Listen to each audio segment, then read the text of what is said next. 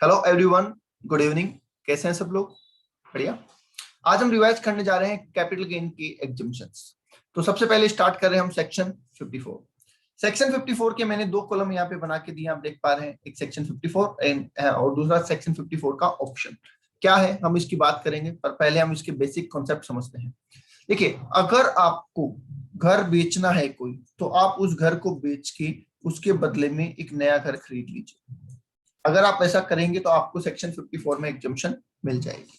तो इसका मतलब सेक्शन 54 घर के बदले घर खरीदने पे एग्जम्पशन आपको देता है, पहली बात। अब दूसरी बात सर, ये एक बात आप ध्यान रखेंगे कि कई बार बच्चों को ये होता है कि सर हम कैसे याद करें इतनी सारी एग्जम्पशन, कौन सी इंडिविजुअल को मिलती है, कौन सी एचयूएफ को मिलती है, कौन सी कंपनी को मिलती है। तो एक चीज ध्यान रखें, जिस एग्जम्पशन के अंदर रेजिडेंशियल हाउस और एग्रीकल्चर लैंड का जिक्र आ जाए, चाहे खरीदना हो चाहे बेचना हो, ठीक है, वो एग्जम्पशन सिर्फ और सिर्फ इंडिविजुअल और एचयूएफ को मिलेगी। ये आप हमेशा के लिए याद रखेंगे। तो ये एग्जम्पशन में घर का जिक्र है, तो ये इंडिविजुअल और एचयूएफ को मिलेगी, राइट? ओके। अब सर, रेजिडेंशियल हाउस प्रॉपर्टी आपको बेचना है और वो प्रॉपर्टी बेचने से आपको लॉन्ग टर्म कैपिटल गेन अगर होता है तो ये सेक्शन लगेगा। शॉर्ट टर्म कैपिटल गेन होता है तो ये सेक्शन नहीं लगेगा। ठीक है सर। अब आपको सर करना क्या है, घर तो बेच दिया, लॉन्ग टर्म कैपिटल गेन भी हो गया, तो आपको एक नई रेजिडेंशियल हाउस प्रॉपर्टी खरीद लेनी है इंडिया में।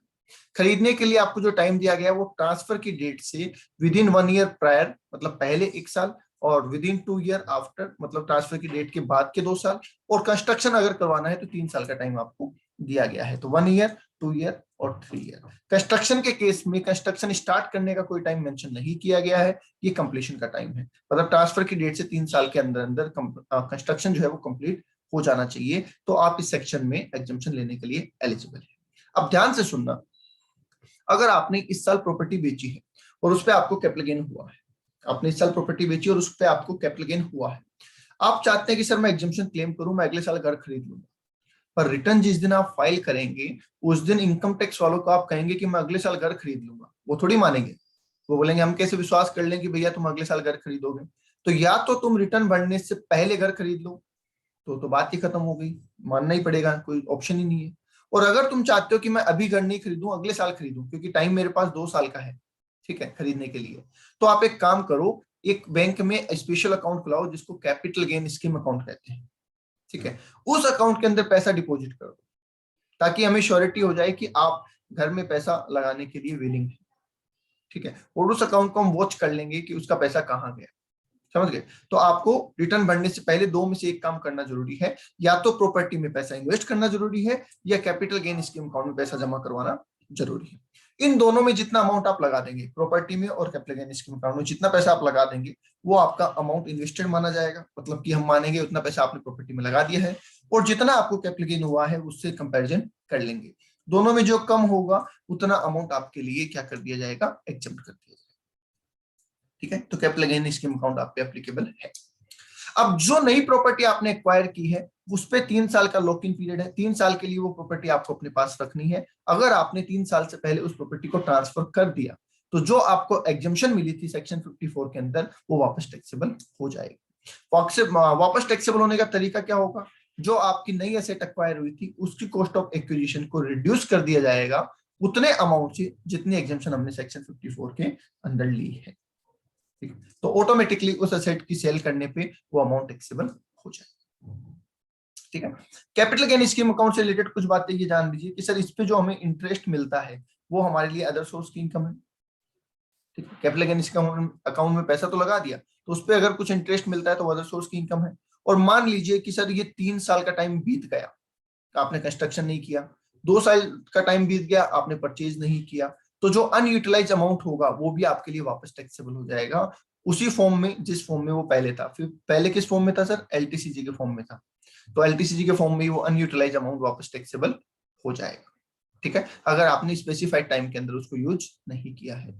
नेक्स्ट पॉइंट सर ये हो जाता है कि मान लीजिए उस एसेसी की डेथ ही हो जाती है उस पीरियड के दौरान, तो उस अकाउंट में जो अनयूटिलाइज अमाउंट है वो किसको मिलेगा, उसके नॉमिनी को, उसके उत्तराधिकारी को मिलेगा, लीगल हेयर को मिलेगा। तो लीगल हेयर के लिए वो अमाउंट क्या हो जाता है, टैक्स फ्री हो जाता है। ठीक है, लीगल हेयर के लिए वो अमाउंट एग्जम्प्ट हो जाता है। ठीक है, और नेक्स्ट बात, ठीक है, मैंने ये इंपॉर्टेंट पॉइंट बताया छोटे छोटे। इंटरेस्ट किस में जाएगा? अदर सोर्स में जाएगा। इंटरेस्ट किस में जाएगा? अदर सोर्स में। स्पेसिफाइड टाइम खत्म होने पे अगर अनयूटिलाइज अमाउंट रहता है तो वापस एलटीसीजी के रूप में टैक्सेबल हो जाएगा। ठीक है, और अगर उससे पहले से इसी की डेथ हो जाती है तो इन रिटेंस में उत्तराधिकार में बच्चे को जो मिलेगा या उसके लीगल हेयर को जो मिलेगा वो उसके लिए एग्जम्प्ट होगा। और चौथा पॉइंट, इसमें जो नई प्रॉपर्टी परचेज की जा रही है वो वाइफ के नाम से भी की जा सकती है। ठीक है, हस्बैंड है तो वाइफ के नाम से, वाइफ है तो हस्बैंड के नाम से परचेज की जा सकती है। इसमें एक कोर्ट केस हुआ था कमल वहल नाम से। ठीक है, और उसके अंदर ये जजमेंट किया गया था कि भैया अगर आप कोई प्रॉपर्टी बेच के प्रॉपर्टी खरीद रहे हैं तो बेच आप अपनी रहे हैं और खरीद अपने वाइफ के नाम से रहे हैं तो चलेगा। वाइफ बेच रही है और खरीद अपने हस्बैंड के नाम से रही है तो भी चलेगा। ठीक है, तो उसको भी एग्जम्पशन मिल जाएगा। ओके, तो ये था सेक्शन 54। अब सर इसको दोबारा क्यों लिखा, ये सुनिए। पिछले साल फाइनेंस एक्ट 2019 के अंदर एक स्पेशल ऑप्शन दिया गया। स्पेशल ऑप्शन कैसे, सुनना। मान लीजिए एक बंदे का घर में गांव में एक घर है, ठीक है, उसके होम टाउन में गांव में उसके पास एक प्रॉपर्टी है। अब वो शहर में शिफ्ट हो गया क्योंकि शहर में उसका बिजनेस है, तो कभी वो गांव में आता है और कभी शहर में रहता है। तो उसने कहा कि सर मैं गांव वाली प्रॉपर्टी बेचना चाहता हूँ और बेच के एक प्रॉपर्टी तो मैं शहर में खरीदना चाहता हूँ और एक प्रॉपर्टी गांव में और खरीदना चाहता हूँ, ताकि मैं कभी गांव आऊं तो वहां रह जाऊं और शहर रहूं तो वहां रह जाऊं। ये जस्ट एग्जांपल दे रहा हूं मैं आपको। ठीक है, तो मुझे ऐसा ऑप्शन दो सर कि मैं 2 प्रॉपर्टी परचेज करता हूँ, ठीक है, और मुझे एग्जम्पशन मिल जाए। तो गवर्नमेंट ने कहा देखो कंडीशंस वही है, आप रेजिडेंशियल हाउस बेच रहे हैं, आप इंडिविजुअल एचयूएफ है, पर अगर आपका कैपिटल गेन 2 करोड़ तक है, पहली कंडीशन क्या, सिर्फ उन लोगों को जिनका कैपिटल गेन 2 करोड़ तक है, तो उन लोगों को हम एक ऑप्शन देते हैं कि आप 2 घर खरीद सकते हैं। क्या खरीद सकते हैं? एक की जगह 2 घर खरीद सकते हैं, तो दोनों घर का जो टोटल अमाउंट है उतने की भी एग्जम्पशन हम आपको देने को तैयार है। ठीक है, टाइम लिमिट वही सेम रहेगा, 1 साल पहले, 2 साल बाद या 3 साल में कंस्ट्रक्शन। तरीका वही रहेगा, अमाउंट इन्वेस्टेड और एलटीसीजी। अमाउंट इन्वेस्टेड में दोनों हाउस का आ जाएगा जितना भी टोटल अमाउंट आपका होगा, और LTCG which ever is less उतना एग्जम्प्ट हो जाएगा। ठीक है, लॉक इन पीरियड वही रहेगा दोनों घर के ऊपर 3 साल, कैपिटल गेन स्कीम अकाउंट का प्रोविजन लगेगा और टैक्सेबिलिटी भी वैसे ही रहेगी। अब ये जो ऑप्शन दिया गया है आपको, ये आपको जिंदगी में एक बार ही मिलेगा। ये ऑप्शन जिंदगी में एक बार ही मिलेगा। इसका मतलब सर एक घर बेच के एक घर खरीदना, ये तो आप कितनी भी बार कर सकते हैं, पर एक घर बेच के 2 घर खरीदना ये आप जिंदगी में एक बार ही कर सकते हैं। आगे बात समझ में? ओके, तो सेक्शन 54 जो नॉर्मल वेरिएंट है वो आप एक घर बेच के एक घर खरीदना, वो आप कितनी बार भी करो लाइफ में चलेगा, पर एक घर बेच के 2 घर खरीदने वाला काम आप जिंदगी में एक बार कर सकते हैं, तो उसके लिए आपको ऑप्शन दिया गया है। ठीक है, ओके, और इसमें कंडीशन है कि कैपिटल गेन जो है 2 करोड़ तक का होना चाहिए। अगर आपको 3 करोड़ का कैपिटल गेन हुआ तो आप ये ड्यूल हाउस वाला बेनिफिट नहीं ले पाएंगे। राइट, चलिए नेक्स्ट आ जाएगी sir section 54B। Section 54B क्या कहता है सर? ये बेसिकली कहता है जमीन के बदले जमीन। ठीक है, मैं ये हिंदी में इसलिए बोलता हूँ कि जल्दी याद हो जाती है चीजें। ठीक है, ये चीजें जल्दी याद हो जाती है हिंदी में, इसलिए कहता हूँ। ये कहा गया कि सर आपने अर्बन एग्रीकल्चर लैंड ट्रांसफर की हो। अर्बन क्यों बोला सर, रूरल क्यों नहीं बोला? क्योंकि रूरल एग्रीकल्चर लैंड तो क्या होती है, कैपिटल एसेट ही नहीं होती है, इसलिए उसकी बात करने का तो कोई सेंस ही नहीं था, तो इसलिए अर्बन एग्रीकल्चर लैंड कहा गया है। और ऐसी लैंड जिसको आपने 2 साल ट्रांसफर करने से पहले 2 साल एग्रीकल्चर पर्पज में यूज में लिया हो, तो उस एसेट को यहाँ पे कवर किया गया है। अब एग्रीकल्चर लैंड की बात आ गई तो एग्जम्पशन किसको मिलेगी सर? इंडिविजुअल और एचयूएफ को। अभी थोड़ी देर पहले ही मैंने आपको बताया था कि जिस एग्जम्पशन के अंदर एग्रीकल्चर लैंड और रेजिडेंशियल हाउस प्रॉपर्टी की बात आ जाए वो सिर्फ इंडिविजुअल और एचयूएफ को ही मिलती है। ठीक है, तो आपने अर्बन एग्रीकल्चर लैंड बेचा जिसको आपने 2 साल एग्रीकल्चर के काम में लिया था, उसको बेचने पे आपको चाहे लॉन्ग टर्म हो चाहे शॉर्ट टर्म हो गेन होना चाहिए, और उस गेन से आप नई प्रॉपर्टी परचेज करेंगे। क्या? अर्बन और रूरल एग्रीकल्चर लैंड। नई अर्बन एग्रीकल्चर लैंड मतलब एग्रीकल्चर लैंड बेची और एग्रीकल्चर लैंड खरीदी। जो बेची वो शहरी थी, जो खरीदी वो शहरी और ग्रामीण दोनों हो सकती है, उसमें कोई दिक्कत नहीं है। खरीदने के लिए जो आपको टाइम दिया गया है वो 2 साल का दिया गया है। अब 2 साल का टाइम है तो रिटर्न भरने के बाद भी आप खरीद सकते हैं, तो इसलिए कैपिटल गेन स्कीम अकाउंट के प्रोविजन लगेंगे। ठीक है, तो जितना अमाउंट आपने इन्वेस्ट किया है वो, जितना आपको गेन हुआ है वो, दोनों में जो भी कम होगा उतना आपके लिए एग्जम्प्ट हो जाएगा। लॉक इन पीरियड इस पे भी 3 साल का रहेगा। अगर 3 साल के अंदर अंदर आपने प्रॉपर्टी को बेच दिया तो जो अमाउंट आपका एग्जम्प्ट हुआ था वो वापस टैक्सेबल हो जाएगा, सेम उसी तरीके से जैसे 54 में होता था। ओके, चलिए अब आ जाइए सर सेक्शन 54D के अंदर। 54D कहता है compulsory acquisition of land and building of industry. ठीक है, इसका मैंने आपको क्या कहा था कि मान लीजिए आपने कहीं पे फैक्ट्री लगा रखी है और गवर्नमेंट को वहां पे सड़क बनानी है, तो गवर्नमेंट क्या करेगी भैया, आपकी लैंड एंड बिल्डिंग को क्या कर लेगी, कंपल्सरी एक्वायर कर लेगी, ठीक है, और उसके बदले में आपको कॉम्पनसेशन दे देगी। अब सवाल आता है कि सर इंडस्ट्री जो है क्या कोई कंपनी ही लगाएगी या इंडिविजुअल भी लगा सकते हैं? सर इंडस्ट्री तो कोई भी लगा सकता है, और जब कोई भी लगा सकता है तो ऑल एसएससी के लिए सेक्शन एप्लीकेबल है, ठीक है। अब कंपल्सरी इक्विजिशन होगा कब होगा सर, हमें थोड़ी पता है, हो सकता है हमारे खरीदने के 2 साल बाद हो जाए, 3 साल बाद हो जाए, 4 साल बाद हो जाए, कभी भी हो सकता है, तो इसलिए लॉन्ग टर्म और शॉर्ट टर्म कैपिटल गेन दोनों बोले गए हैं, ठीक है। ओके, तो आपके पास से आपकी इंडस्ट्री की लैंड एंड बिल्डिंग चली गई, उसके ऊपर आपको कैपिटल गेन हुआ वेदर शॉर्ट टर्म और लॉन्ग टर्म, और उस पैसे से आपको नई लैंड एंड बिल्डिंग परचेज करनी है, और वो भी इंडस्ट्री के लिए, मतलब सेम चीज जा रही है और सेम चीज आ रही है, अभी तक हमने ऐसा ही पढ़ा है, ठीक है। खरीदने के लिए टाइम आपको 3 साल का दिया गया है, अब 3 साल का टाइम है तो कैपिटल गेन स्कीम अकाउंट लगेगा। जहां पे भी नई एसेट खरीदने के लिए 6 महीने से ज्यादा का टाइम हो, वहां पे कैपिटल गेन स्कीम अकाउंट लगेगा। आप ऐसा याद कर लो तो सारे सेक्शन में एक साथ ही याद हो जाएगा, अलग अलग रटने की जरूरत नहीं है। जिस भी सेक्शन के अंदर नई प्रॉपर्टी एक्वायर करने का टाइम 6 महीने से ज्यादा का हो, उसमें कैपिटल गेन स्कीम अकाउंट लगेगा, ठीक है। तो सर ठीक है, या तो हमने बिल्डिंग लैंड एंड बिल्डिंग में पैसा लगा दिया होगा, या हमने कैपिटल गेन स्कीम अकाउंट में पैसा लगा दिया होगा। जितना पैसा वहां लगाया वो और जितना गेन हुआ वो, दोनों में जो भी कम होगा उतना अमाउंट क्या हो जाएगा, एग्जम्प्ट में हो जाएगा, एग्जम्पशन मिल जाएगी उतनी। नई प्रॉपर्टी पे लॉक इन पीरियड वही 3 साल का रहेगा, ठीक है, जो जैसा सेम था, और अगर हमने 3 साल के अंदर प्रॉपर्टी को बेचा तो अमाउंट वापस टैक्सेबल हो जाएगा, ओके। चलिए आगे देखते हैं सेक्शन 54 EC, ये इंपॉर्टेंट सेक्शन है, ठीक है, ये इंपॉर्टेंट सेक्शन है तो इसको ध्यान से समझिए क्या कह रहा है। इसमें कहा गया है सर, इसको काट दीजिए, इसमें लिख दीजिए लैंड एंड बिल्डिंग। ये कह रहा है कि सर अगर आपने लैंड एंड बिल्डिंग बेची, अगर आपने लैंड और बिल्डिंग और बोथ बेची, और उसको बेचने से आपको क्या हुआ, लॉन्ग टर्म कैपिटल गेन हुआ, लैंड बिल्डिंग या दोनों अगर आपने बेची और उसको बेचने से अगर आपको क्या हुआ, लॉन्ग टर्म कैपिटल गेन हुआ, तो ये सेक्शन लगेगा, ठीक है। अब लैंड एंड बिल्डिंग से कौन बेचेगा, कोई भी बेच सकता है, बिजनेसमैन बेच सकता है, क्योंकि यहाँ पे ये तो लिखा नहीं है घर है, ठीक है, ऑफिस की बिल्डिंग भी हो सकती है, कोई खाली जमीन भी हो सकती है, तो इसलिए ये सारे एसएससी के ऊपर एप्लीकेबल है, ऑल एसएससी के ऊपर, ठीक है। तो ऑल एसएससी लैंड बिल्डिंग और बोथ बेचेंगे तो उनके ऊपर ये सेक्शन एप्लीकेबल है, और उनको फायदा जो होता है वो लॉन्ग टर्म ही होना चाहिए, शॉर्ट टर्म हुआ तो ये सेक्शन एप्लीकेबल नहीं होगा, ठीक है। अब यहाँ पे एक इंपॉर्टेंट बात की गई कि सर डेप्रिशिएबल असेट जो हम बेचते हैं उस पर तो हमेशा शॉर्ट टर्म गेन ही होता है, डेप्रिशिएबल असेट जो हम बेचते हैं उस पर तो हमेशा शॉर्ट टर्म कैपिटल गेन ही होता है।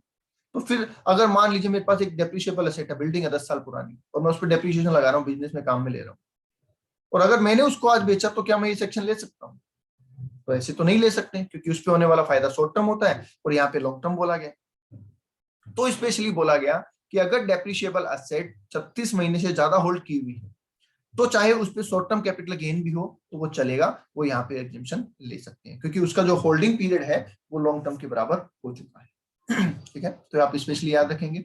नया क्या खरीदना है सर, नया इससे आपको बॉन्ड परचेज करने हैं, किसके, NHAI national highway authority of India, RECL rural electrification corporation limited, PFCL power finance corporation limited, और IRFC Indian railway finance corporation, ठीक है। इनके आपको बॉन्ड परचेज करने हैं। बॉन्ड परचेज करने का टाइम क्या है, देखिए with in 6 month of transfer, transfer के 6 महीने के अंदर अंदर। अभी थोड़ी देर पहले मैंने कहा था कैपिटल गेन स्कीम अकाउंट के प्रोविजन तभी लगेंगे जब 6 महीने से ज्यादा का टाइम है, या तो 6 महीने का ही टाइम है तो कैपिटल गेन स्कीम अकाउंट के प्रोविजन नहीं लगेंगे, राइट। चलिए, अब कैपिटल गेन स्कीम अकाउंट के प्रोविजन तो सर नहीं लगेंगे, तो कोई बात नहीं, तो जितना अमाउंट आपने बॉन्ड में इन्वेस्ट किया होगा वो, या जितना आपको LTCG हुआ है वो, दोनों में जो भी कम होगा उतना आपको एग्जेम्पशन मिल जाएगा। पर एक बात ध्यान रहे, यहाँ पे एग्जेम्पशन मैक्सिमम 50 लाख का ही हो सकता है, यहाँ पे जो एग्जेम्पशन है वो मैक्सिमम 50 लाख का ही हो सकता है, 50 लाख से ज्यादा नहीं हो सकता है, ओके। तो ये थोड़ा सा मैं समझा देता हूँ कि मान लीजिए सर मुझे कैपिटल गेन हुआ 80 लाख रुपए का, मुझे कैपिटल गेन हुआ 80 लाख रुपए का, मैंने 60 लाख रुपए के बॉन्ड परचेज किए, तो आपने कहा which ever is less, 60 lakh रुपए, तो क्या मुझे 60 लाख की एग्जेम्पशन मिल जाएगी? नहीं, मुझे एग्जेम्पशन मिलेगी 50 लाख की, क्योंकि मैक्सिमम 50 लाख ही मिल सकती है। तो दैट्स वाई ये याद रखना आपको कि जो मैक्सिमम एग्जेम्पशन है वो 50 लाख की ही है, ठीक है। अगर अब देखिए इस पे भी लॉक इन पीरियड है और 5 साल का है, ये ध्यान रखना, पहले इस पे भी 3 साल हुआ करता था और उसके बाद इस पे 5 साल कर दिया गया है 1/4/2018 के बाद में। तो बाद में जो बॉन्ड इश्यू है उनका लॉक इन पीरियड है 5 साल। कितना है लॉक इन पीरियड? 5 साल। अब ये बॉन्ड अगर आप 5 साल के अंदर अंदर ट्रांसफर कर देते हैं, तो यहाँ पे ध्यान से सुनना, मैं इस पे जोर क्यों दे रहा हूँ, क्योंकि पहले जो हम लॉक इन पीरियड में एसेट बेचते थे उसका ट्रीटमेंट अलग होता था, और अभी हम लॉक इन पीरियड में जो एसेट बेच रहे हैं उसका ट्रीटमेंट अलग होगा इस सेक्शन के अंदर। अगर आपने 5 साल के अंदर अंदर इस नए बॉन्ड को ट्रांसफर कर दिया, तो बॉन्ड का टैक्सेशन तो अलग से होगा, जो भी सेल प्राइस है, जो भी एक्विजिशन है उसके हिसाब से, और जितना आपको एग्जम्पशन मिला था पहले वो उस साल में वापस टैक्सेबल हो जाएगा as a LTCG.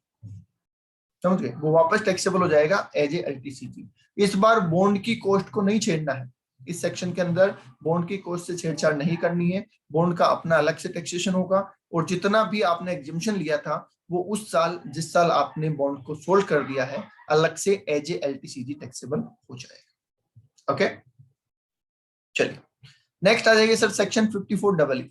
54EE not so important, ठीक है, कोई इंपोर्टेंट नहीं है वैसे, वो 54EC की कॉपी ही है, देख लेते हैं। कोई भी एसेट बेचेंगे आप, एनी एसेट, कोई भी एसेट आप बेचिए, कोई दिक्कत नहीं है, आप कोई भी एसेट हो चलेगा, गेन आपको लॉन्ग टर्म ही होना चाहिए, ठीक है। कोई भी पर्सन, कोई भी asset long term capital gain, उससे आपको यूनिट परचेज करने हैं स्पेसिफाइड फंड के, यूनिट परचेज करने हैं स्पेसिफाइड फंड के, और वो फंड जो 1/4/2019 से पहले इश्यू हुए थे, बाद में इश्यू हुए उनके नहीं करने हैं, जो पहले इश्यू हुए थे उनके ही करने हैं, ठीक है। अब सर ये स्पेसिफाइड फंड कौन से होते हैं, तो इस पे आपको दिमाग नहीं लगाना है, एग्जाम में अगर इसका क्वेश्चन आएगा तो लिखा हुआ रहेगा कि आपने स्पेसिफाइड फंड के यूनिट परचेज किए हैं, ठीक है। कितने टाइम में खरीदने सर? 6 महीने में खरीदने। अब 6 महीने में खरीदने हैं तो कैपिटल गेन स्कीम अकाउंट नहीं लगेगा, राइट। और जितना अमाउंट इन्वेस्ट किया है और जितना लॉन्ग टर्म कैपिटल गेन हुआ है विच एवर इज लेस, उतनी आपको एग्जम्पशन मिल जाएगी, और वही मैक्सिमम 50 लाख रुपए जैसा 54EC में हमने पढ़ा। अगर ये स्पेसिफाइड यूनिट आपने 3 साल के अंदर ट्रांसफर कर दी, ये स्पेसिफाइड यूनिट अगर आपने 3 साल के अंदर जो इसका लॉक इन पीरियड है उसके अंदर ट्रांसफर कर दी, तो सेम जैसे अभी 54EC में टैक्सेशन किया था, यूनिट का टैक्सेशन अलग से कर देना, और जो एग्जम्पशन मिली थी वो अलग से वापस टैक्सेबल कर देना, जितनी भी आपको एग्जम्पशन मिली थी। क्लियर? ओके, चलिए आगे चलते हैं।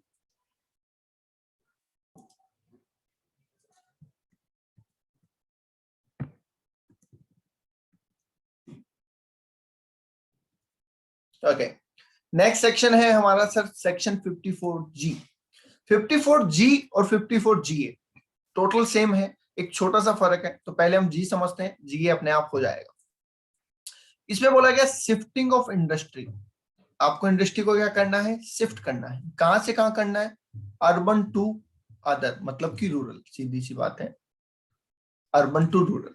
शहर में आपकी फैक्ट्री लगी हुई है और गवर्नमेंट कहती है कि आप अगर इस फैक्ट्री को शहर से हटा के गांव ले जाते हैं और गांव में लगाते हैं तो हम 54G में आपको एग्जम्पशन दे देंगे। किस बात के एग्जम्पशन? सर जब आप फैक्ट्री शिफ्ट करेंगे तो आपको लैंड एंड बिल्डिंग बेचना पड़ेगा, वो तो साथ लेके नहीं जा सकते। कुछ प्लांट एंड मशीनरी भी ऐसे हो सकते हैं कि जो साथ नहीं ले जा सकते, तो आपको उसको भी बेचना पड़ेगा। तो आप अपनी फैक्ट्री यहाँ से शिफ्ट करेंगे तो लैंड, बिल्डिंग, प्लांट और मशीनरी बेच देंगे, ठीक है। और नई जगह जाके, मतलब रूरल एरिया में जाके land, machinery, land, building, plant, machinery purchase करेंगे, राइट। तो इस भी दौरान जो आपको गेन होगा उसको हम एग्जम्प्ट कर देंगे। तो क्या बोला गया देखिए, shifting of industry from urban to any area, आप ट्रांसफर क्या करते हैं? Land, building, plant, machinery. आप कौन है? कोई भी हो सकते हैं भैया, क्योंकि इंडस्ट्री तो कोई भी लगा सकते हैं, तो इसलिए ऐसे कोई भी हो सकता है। फायदा शॉर्ट टर्म हो या लॉन्ग टर्म कोई दिक्कत नहीं है, मतलब आप फैक्ट्री सेटअप करने के थोड़े दिन में ये काम करें या थोड़े साल ज्यादा टाइम बाद ये काम करें, हमें उससे कोई फर्क नहीं पड़ता। अगर आप ये काम करते हैं तो हम एग्जम्पशन देने को तैयार है, तो इसलिए शॉर्ट टर्म हो या लॉन्ग टर्म हमें कोई दिक्कत नहीं है। नई जगह जाके आपको क्या करना है? Land, building, plant, machinery purchase करना है। खरीदने का जो टाइम दिया गया है वो 1 साल पहले का और 3 साल बाद का दिया है। पहले का इसलिए दिया कि भैया आपका काम डिस्टर्ब ना हो, इसलिए आपने इसको बेचने से पहले वहां पे कुछ खरीद लिया, तो चलेगा, कोई बात नहीं। तो इसलिए 1 ईयर बिफोर, 3 ईयर आफ्टर, ठीक है। अगर ये सारी कंडीशन फुलफिल हो जाती है तो जितना अमाउंट आपने इन्वेस्ट किया वो, और जितना आपको कैपिटल गेन हुआ वो, ठीक है, STCG भी है यहाँ, ठीक है, जितना आपको गेन हुआ वो और जितना आपने इन्वेस्ट किया वो, दोनों में जो भी कम होगा उतना अमाउंट आपके लिए एग्जाम हो जाएगा। क्योंकि नई प्रॉपर्टी खरीदने के लिए टाइम आपको 3 साल का दिया गया है, 6 महीने से ज्यादा का टाइम है, इसलिए कैपिटल गेन स्कीम अकाउंट के प्रोविजन भी लगेंगे। ठीक है, लॉक इन पीरियड वही 3 साल रहेगा, लॉक इन पीरियड वही 3 साल रहेगा। ठीक है, और अगर 3 साल के दौरान नई प्रॉपर्टी को बेच दिया तो टैक्सेबिलिटी वैसे ही वापस हो जाएगी, जो पहले एग्जम्पशन मिली थी वो वापस टैक्सेबल हो जाएगी। ओके आगे सर 54G है। 54G है, 54G की कॉपी है। फर्क सिर्फ इतना सा है कि वहां पे आपकी फैक्ट्री अर्बन से रूरल में जा रही थी और यहाँ आपकी फैक्ट्री अर्बन से सेज में जा रही है, बस इसके अलावा कोई फर्क नहीं है। Shifting of industry from urban to SEZ, वही लैंड बिल्डिंग प्लांट मशीनरी आप ट्रांसफर करेंगे, कोई भी एसएससी हो सकते हैं, long term short term gain हो सकता है, नई लैंड नई बिल्डिंग नई प्लांट नया मशीन खरीदना है, 1 साल पहले या 3 साल बाद सेम टाइम है। एलटीसीजी या एचटीसीजी जो हुआ है वो, और अमाउंट इन्वेस्टेड दोनों में जो भी कम हो उतना अमाउंट टैक्स फ्री होगा, 3 साल का लॉक इन पीरियड रहेगा और capital gain scheme account applicable रहेगा। लॉक इन पीरियड में बेच दिया तो टैक्सेबिलिटी हो जाएगी। मतलब दोनों सेक्शन सेम है, सिर्फ फर्क इतना है एक में फैक्ट्री शहर से गांव में जा रही है और एक में फैक्ट्री सर शहर से सेज में जा रही है। That's it. ओके चलिए आगे देख लेते हैं सर। नेक्स्ट है sir section 54F, it's most important section, ये हमारा मोस्ट इंपोर्टेंट सेक्शन है। ठीक है, ये क्या कह रहा है, ये कह रहा है कि सर आप कुछ भी बेचो, कुछ भी बेचो अदर देन हाउस, आप कुछ भी बेचे अदर देन हाउस और उसके बदले में खरीदना क्या है, घर खरीदना है, कुछ भी बेच के घर खरीदना है। तो सर अदर देन हाउस क्यों बोला, क्योंकि भैया हाउस बेच के घर खरीदेंगे तो ये तो हो गया घर के बदले घर, और वो तो हम 54 में कर चुके हैं। ठीक है, फिर तो इसमें और 54 में फर्क क्या रहेगा, तो इसलिए क्या बोला गया कि एनी एसेट, आप कोई भी एसेट बेचिए अदर देन रेजिडेंशियल हाउस। ठीक है ओके, और उससे खरीदना क्या है, आपको रेजिडेंशियल हाउस खरीदना है, उससे नया क्या खरीदना है, रेजिडेंशियल हाउस खरीदना है। तो जब रेजिडेंशियल हाउस की बात आ गई तो ये एग्जम्पशन किसे मिलेगी सर, इंडिविजुअल और एचयूएफ को मिलेगी। समझ गए तो कोई भी एसेट बेचे, ज्वेलरी बेचे, शेयर्स बेचे, ठीक है, और कोई एसेट आपके पास है वो बेचे और उससे आपको घर खरीदना है तो ये सेक्शन एप्लीकेबल होगा। फायदा जो आपको होगा वो लॉन्ग टर्म कैपिटल गेन ही होना चाहिए और कोई सा गेन नहीं चलेगा, सिर्फ एलटीसीजी ही चलेगा। खरीदने का टाइम सेम 54 वाला है, 1 साल पहले 2 साल बाद, और बनवाना है तो 3 साल, खरीदना है तो 1 ईयर बिफोर और 2 ईयर आफ्टर, और बनवाना है तो 3 ईयर। ठीक, यहाँ पे एग्जम्पशन देने का तरीका अलग है।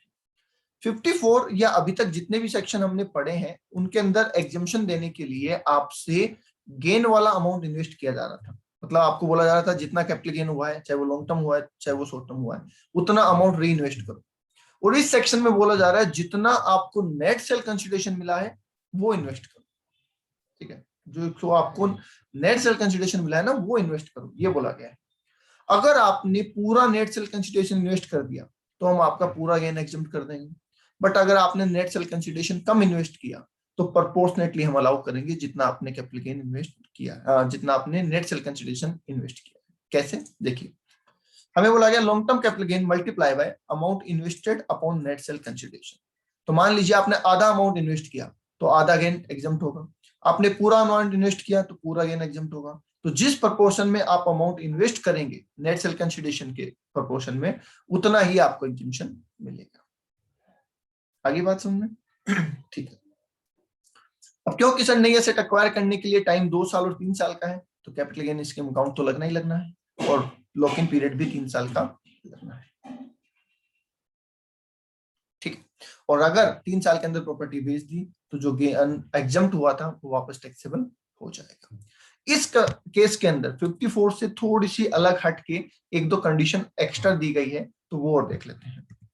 54 के अंदर कितने भी घर हो, आपने एक घर बेचा और एक नया खरीदा, अब उस टाइम पे आपके पास पुराने चाहे 5 घर हो, 54 मना नहीं करता है, पर 54 मना करता है, 54F मना करता है। सर 54F क्या कहता है, assessee should not have a more than one house on date of transfer। जब अभी आप जो घर बेच रहे हैं उस, ठीक है, उस टाइम पे आपके पास एक से ज्यादा घर नहीं होने चाहिए।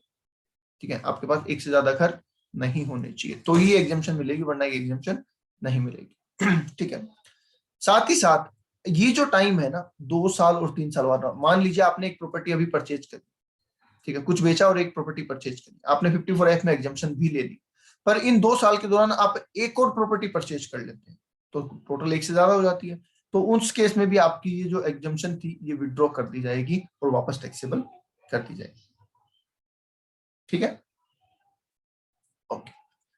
नेक्स्ट पॉइंट एक बोला गया कि सर कंपल्सरी एक्विजिशन जब होता है, आपको याद होगा कंपल्सरी एक्विजिशन का जब हमने क्वेश्चन पढ़ा था तो हमने ये और बोला था कि कुछ अमाउंट पहले मिला, मतलब किस्तों में कॉम्पनसेशन मिल रहा है, थोड़ा पहले थोड़ा बाद, थोड़ा पहले थोड़ा बाद, ऐसे चल रहा है। तो हम जो ये टाइम लिमिट वगैरह काउंट करेंगे ये कहाँ से करेंगे, तो ये पहला कॉम्पनसेशन जब मिलेगा ना वहां से टाइम लिमिट काउंट होगा।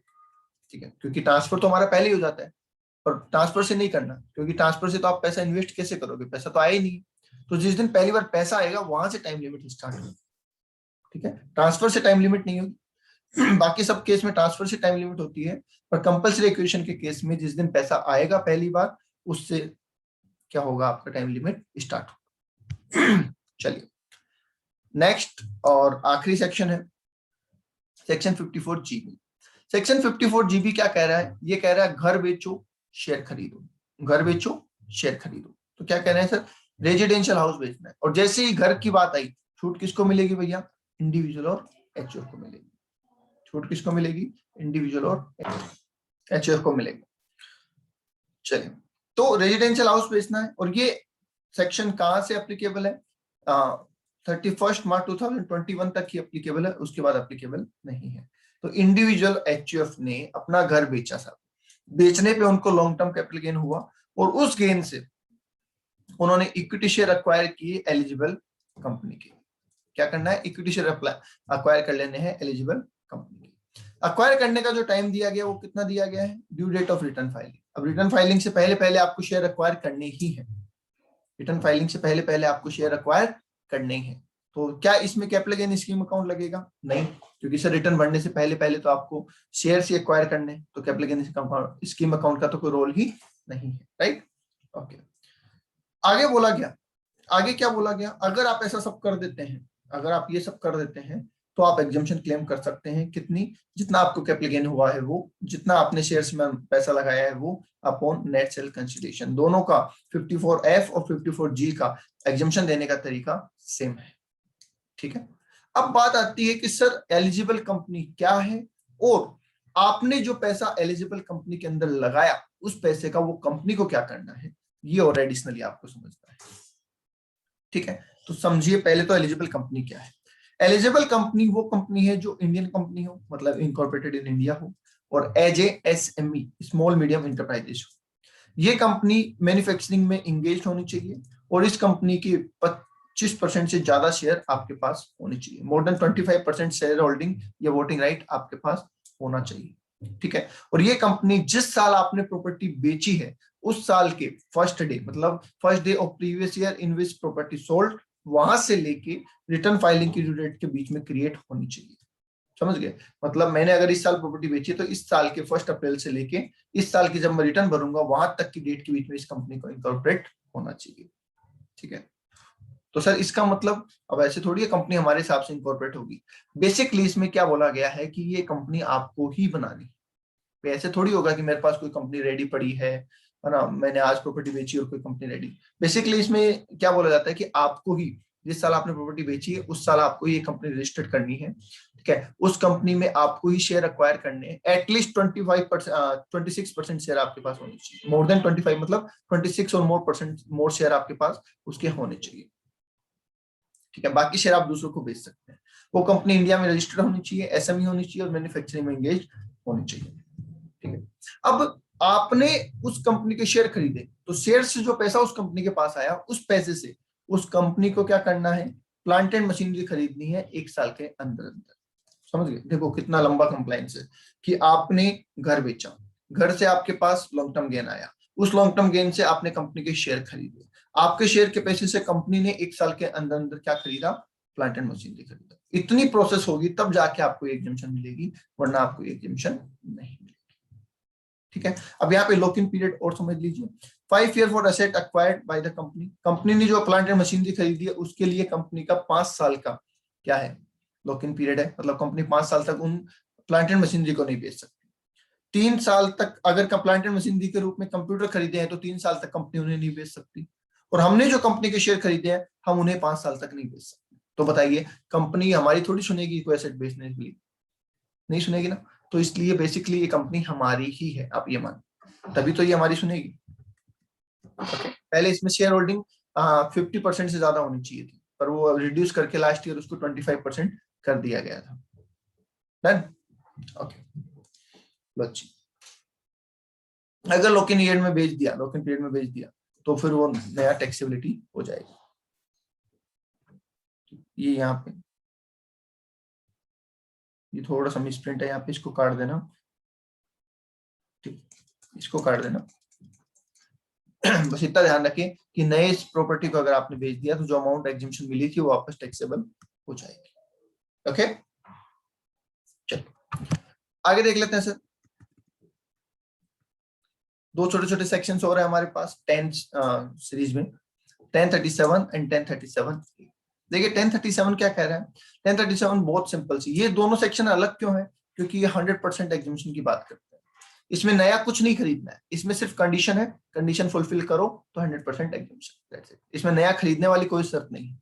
तो क्या बोला गया है 1037 में, अगर कंपल्सरी एक्विजिशन हो जाता है आपके अर्बन एग्रीकल्चर लैंड का, याद है हमने एक सेक्शन पढ़ा था 54B, और उसमें अर्बन एग्रीकल्चर लैंड ट्रांसफर हो रही थी, और यहाँ पे अर्बन एग्रीकल्चर लैंड का कंपल्सरी एक्विजिशन हो रहा है, ये फर्क है। तो इसके बेस पे आप डिसाइड करेंगे कि 1037 लगाना है या फिर 1037 लगाना है या फिर 54B लगाना है। तो 54B में ट्रांसफर करते हैं और 1037 में कंपल्सरी एक्विजिशन होता है, ठीक है। तो दोबारा सुन लीजिए, अगर कोई इंडिविजुअल एचयूएफ है और उसकी अर्बन एग्रीकल्चर लैंड का कंपल्सरी एक्विजिशन हो जाता है, जिस लैंड को उसने 2 साल कम से कम एग्रीकल्चर में काम में लिया हो, और उसके बदले में उसको जो कॉम्पनसेशन मिलता है वो कॉम्पनसेशन ऑन और आफ्टर 1 अप्रैल 2004 मिला हो, तो उससे होने वाला फायदा 100% एग्जम्प्ट है।